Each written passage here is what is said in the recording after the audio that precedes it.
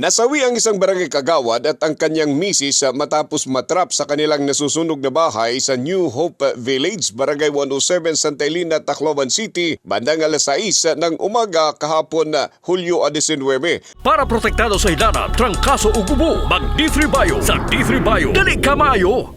Batay sa inisyal na impormasyong nakalap ng K5 News FM Tacloban, kararating lamang umano ng mag-asawa sa kanilang bahay bandang alas 4 ng madaling araw matapos dumalo sa kaarawan ng kanilang pamangkin. Isa sa mga tinitingnang posibleng sanhi ng sunog ay ang pag-overheat ng circuit breaker. Gayunman, nagpapatuloy pa ang investigasyon ng Bureau of Fire Protection upang matukoy ang tunay na sanhi ng sunog at ang kabuuhang halaga ng pinsalang idinulot nito.